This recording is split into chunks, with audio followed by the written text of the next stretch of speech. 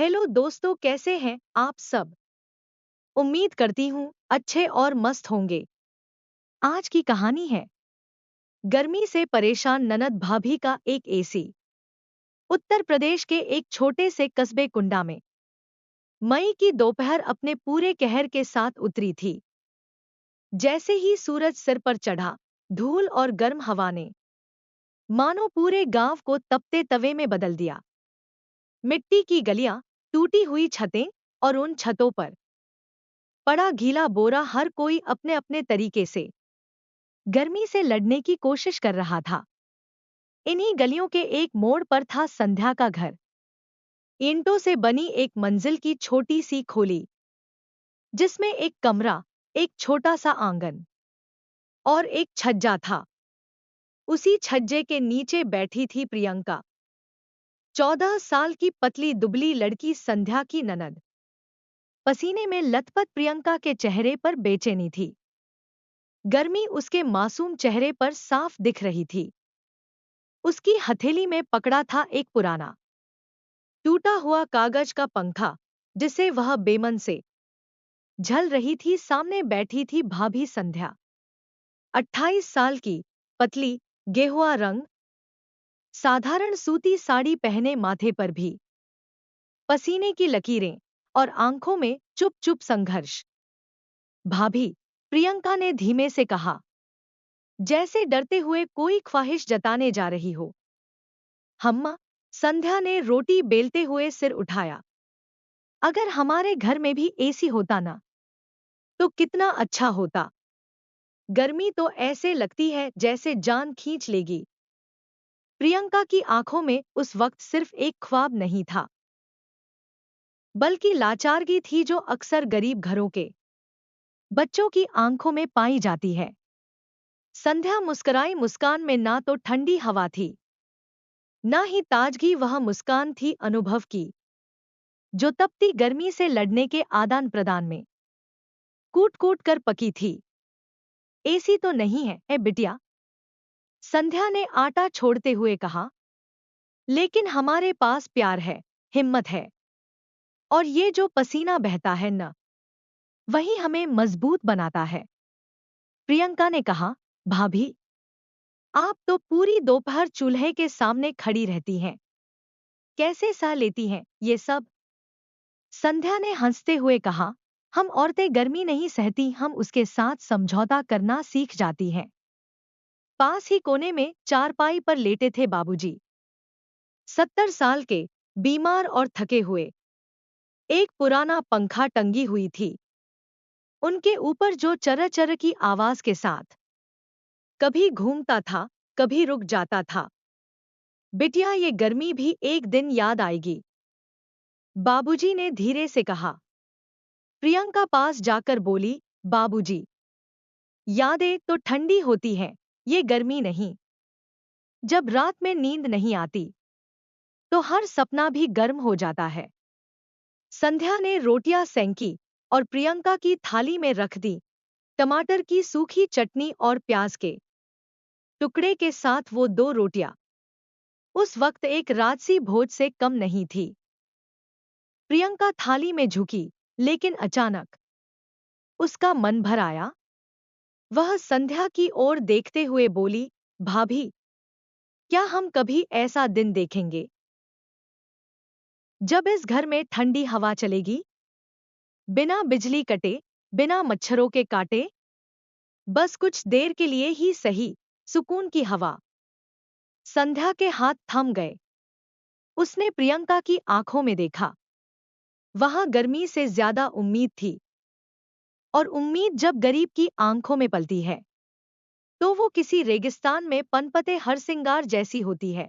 नाजुक पर जिद्दी, देख बिटिया, संध्या ने रोटी बेलते हुए कहा, एसी कोई चमत्कार नहीं करता, हाँ, आराम देता है, लेकिन अगर तू ठंडी हवा की चाह रखेगी, तो पहले खुद तपना पड़ेगा, क्योंकि सच्ची ठंडक वही समझता है जो गर्मी से गुजरा हो।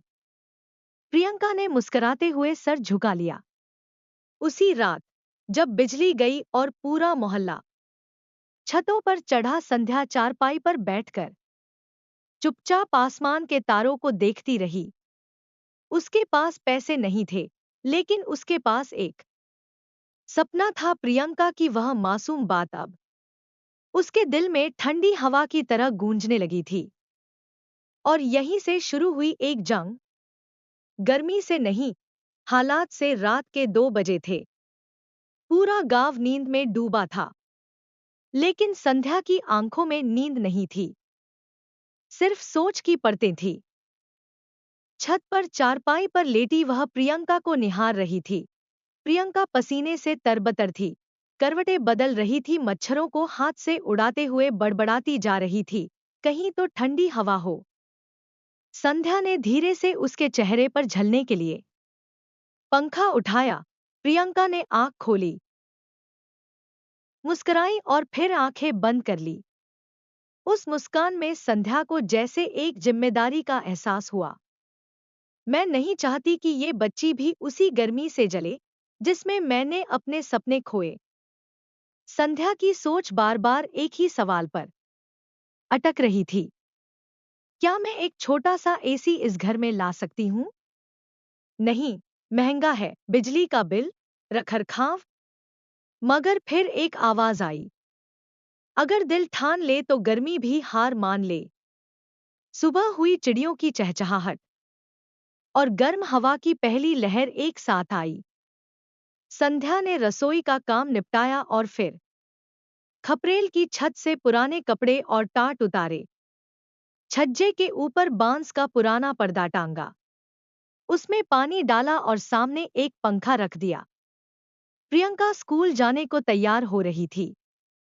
जैसे ही उसने आंगन में कदम रखा, एक हल्की सी ठंडी हवा उसके चेहरे से टकराई। भाभी। प्रियंका रुक गई। ये क्या है? संध्या मुस्कुराई। इसका नाम है। गरीब का पहला एसी चला। स्कूल का बैग उठा और इस ठंडी हवा को पीती जा। प्रियंका खिलखिलाकर हंसी। वह जानती थी कि ये असली एसी नहीं है, पर यह संध्या के प्यार और जुगाड़ का वो ठंडा एहसास था जिसे कोई मशीन नहीं दे सकती। लेकिन संध्या की सोच यहीं नहीं रुकी। उसके भीतर अब एक जिद पनप रही थी। मैं इस घर में असली एसी लगवाऊंगी, लेकिन भीख मांग कर नहीं, कमा कर, ईमानदारी से। उसी शाम संध्या गांव की आंगनबाड़ी में काम के लिए गई। वहां पहले से 2 महिलाएं काम कर रही थी, लेकिन संध्या ने विनम्रता से प्रधान जी से कहा, मुझे कोई भी छोटा मोटा काम दे दीजिए, पोछा, झाड़ू, खाना पकाना, जो मिलेगा करूंगी। प्रधान जी बोले, काम तो है बहू, लेकिन तनख्वाह बहुत कम है, 2,000 रुपए महीना। संध्या मुस्कुराई। एसी लाने के लिए शुरुआत ठंडी नहीं, तपती होनी चाहिए। काम मिल गया। अब वह दिन भर आंगनबाड़ी में, फिर घर में, और रात को कपड़े सिलाई सीखने जाने लगी। प्रियंका को उसने कुछ नहीं बताया। वह चाहती थी कि जब पहली बार एसी चले तो उसकी ननद के चेहरे पर वही सुकून हो जो उसे तारे देखकर मिलता था। पर रास्ता आसान नहीं था। कभी पैसे कम पड़ जाते, कभी लोग ताना मारते। एक एसी के लिए इतना झुक रही है? लेकिन संध्या के अंदर अब गर्मी से नहीं, हीटर जैसी जिद जल रही थी। संध्या का नया जीवन अब सुबह 5 बजे शुरू होता और रात 11 बजे खत्म। दिन में आंगनबाड़ी में बच्चों के लिए खाना बनाती, झाड़ू पोछा करती, फिर घर लौटकर चूल्हे पर परिवार का खाना बनाती। रात को वह पास के सरकारी स्कूल में चल रहे मुफ्त सिलाई क्लास में जाकर घंटों पैटर्न सीखती। इसी बीच जून का महीना आ गया था। गर्मी अपने चरम पर थी। बिजली 5 घंटे आती थी, वो भी छुपकर। प्रियंका के स्कूल में उस दिन भाषण प्रतियोगिता थी। विषय था, गर्मी से कैसे निपटें। प्रियंका ने रात भर मेहनत करके भाषण लिखा। उसका सपना था कि वह क्लास में पहला पुरस्कार लेकर लौटे, ताकि भाभी को दिखा सके कि उन्होंने जो संघर्ष किया है वो व्यर्थ नहीं जा रहा। लेकिन नियति को शायद कुछ और मंजूर था। संध्या उस दिन आंगनबाड़ी में अपना पहला वेतन लेने गई। 2,000 रुपए की पर्ची हाथ में आई तो उसकी आंखें नम हो गईं। पहली बार किसी ने उसके हाथ की मेहनत को नोटों में तौला था।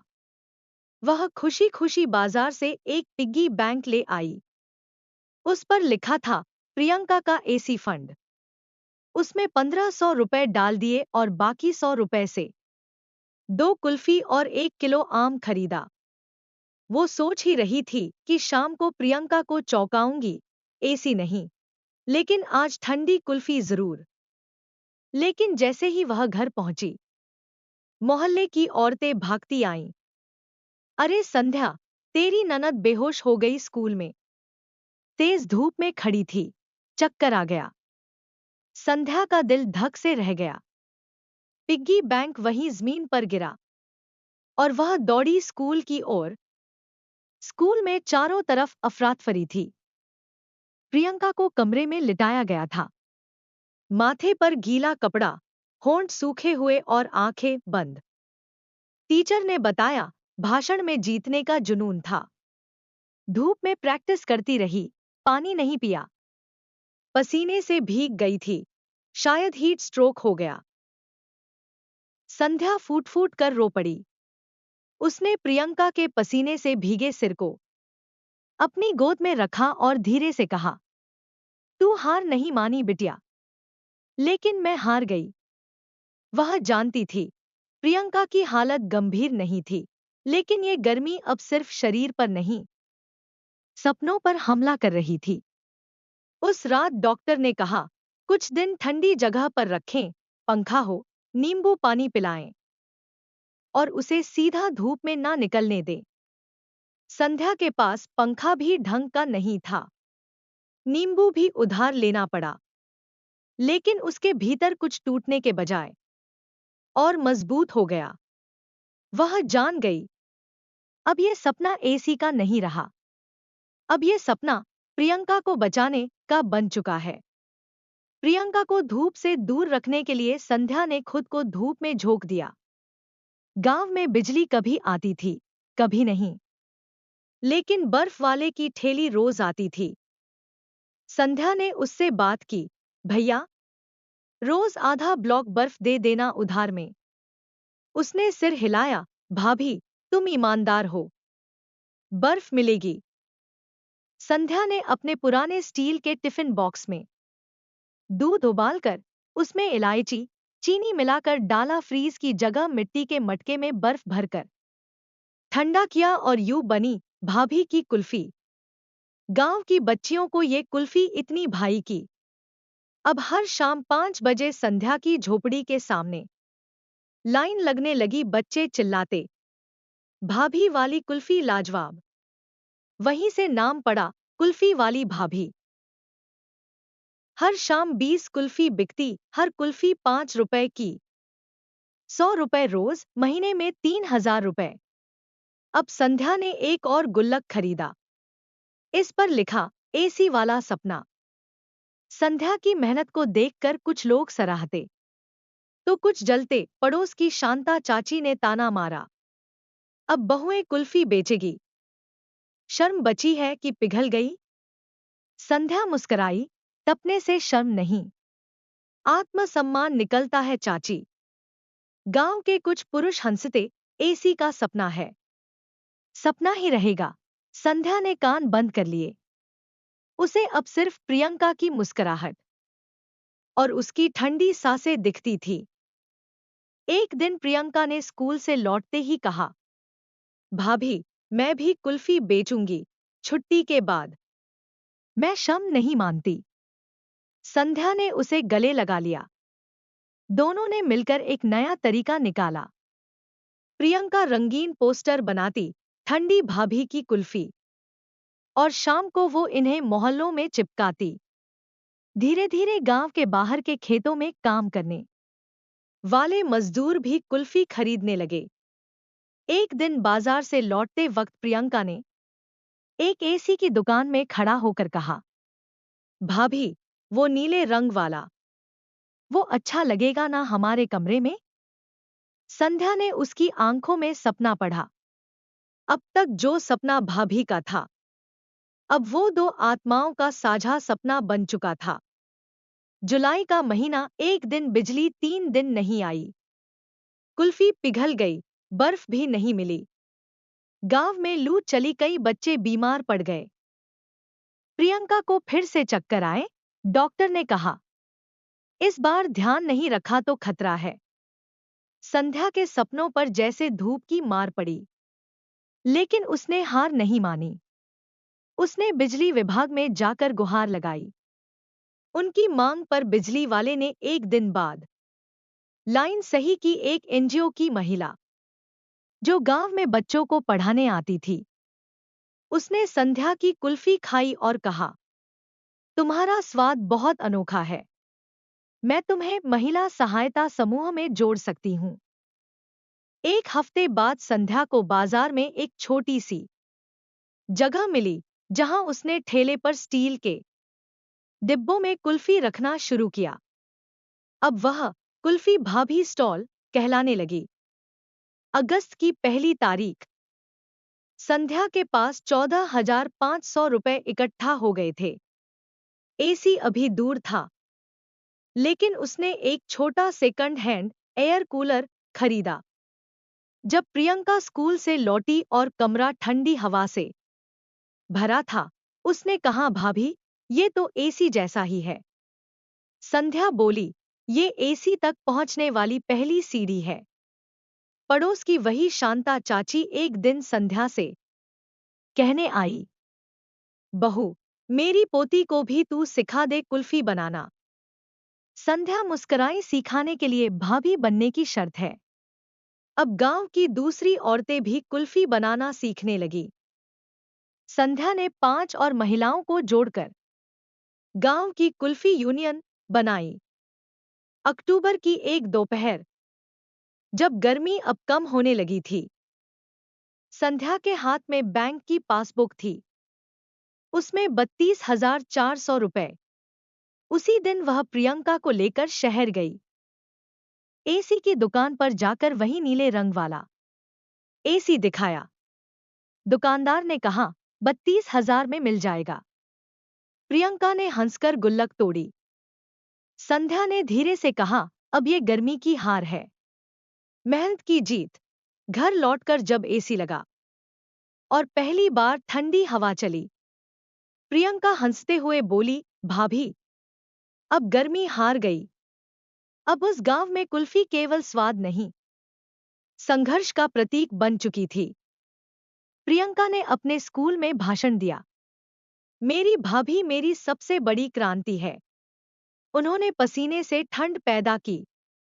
एसी अब एक मशीन नहीं था, वह मेहनत, नारी शक्ति, बहनापा और तप का वो प्रतीक बन गया जिसे हर गर्मी हरा नहीं सकती। अब गांव में एक कहावत चल पड़ी, जिस घर में भाभी कुल्फी बेचे, वहां गर्मी भी सिर झुका के आए। प्यारे दोस्तों, यह कहानी यहीं पर समाप्त होती है। आपको यह कहानी कैसी लगी? कमेंट बॉक्स में जरूर बताएं। अगर आपको हमारी ये कहानी पसंद आई हो, तो कृपया हमारे वीडियो को लाइक, शेयर और चैनल को प्लीज सब्सक्राइब जरूर कर लें। इससे हमें मोटिवेशन मिलता है और आप तक ऐसी ही प्रेरणादायक और मजेदार कहानियां सबसे पहले पहुंचती रहेगी। प्यारे दोस्तों, नमस्कार।